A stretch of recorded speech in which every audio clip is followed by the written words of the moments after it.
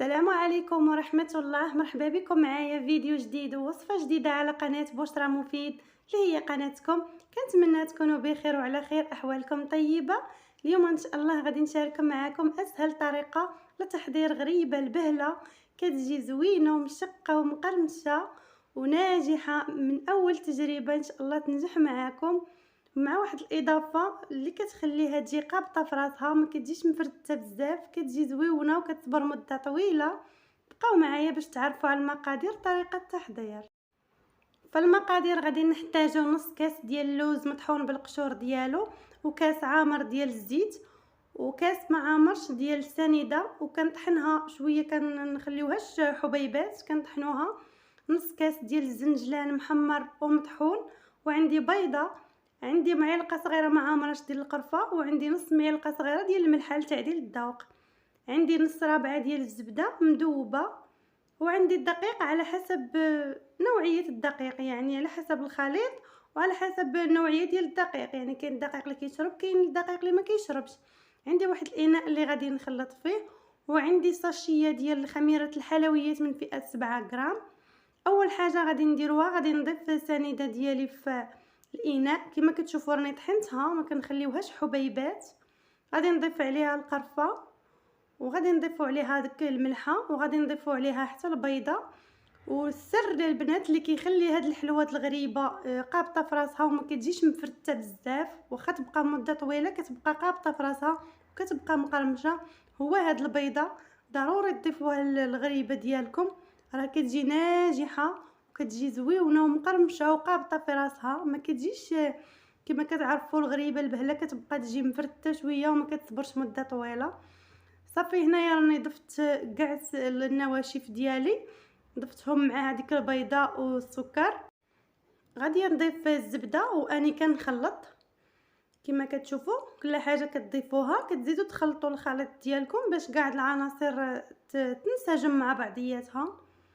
انا هذه هي الطريقه ديالي ديال الغريبه البهله، كتجيني صراحه ناجحه.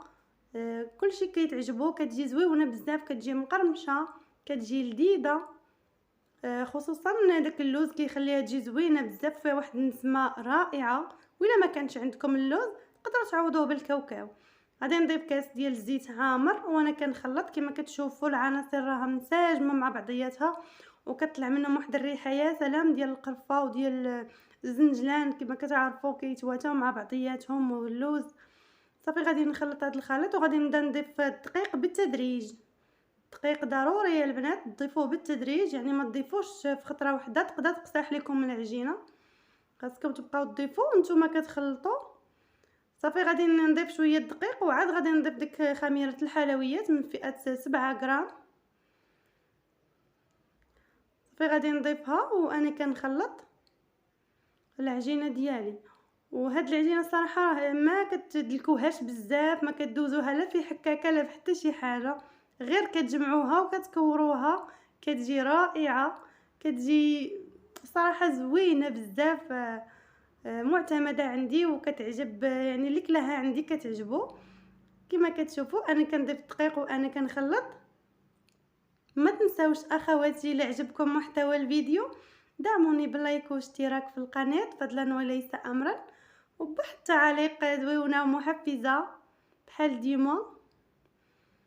غادي نخلط العجينه ديالي كما كتشوفوا، انا كندلك فيها على هذا الشكل هذا، وما كندلكوهاش بزاف، يعني راه غير كندخل فيها الدقيق فقط ماشي كندلكوها.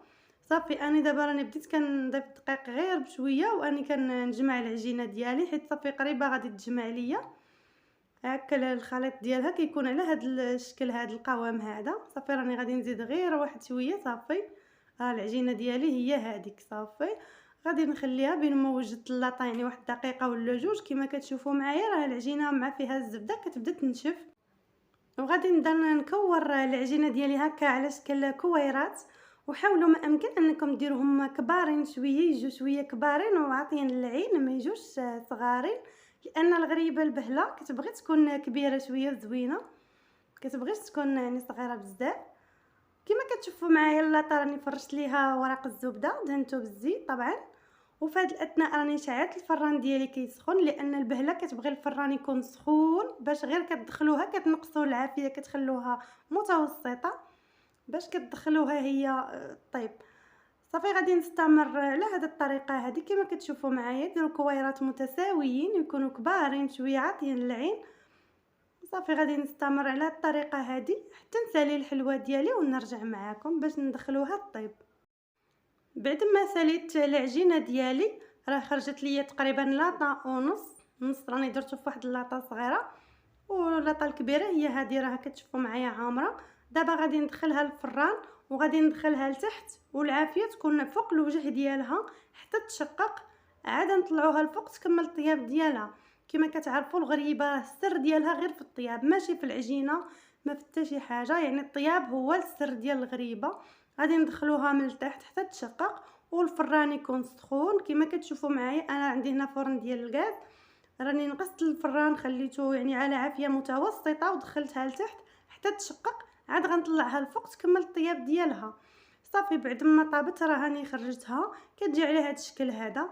نتوما كتردوا بالكم ليها حيت هي دغيا كتشقق ودغيا كتحمر وما خاصهاش تجي محمره بزاف.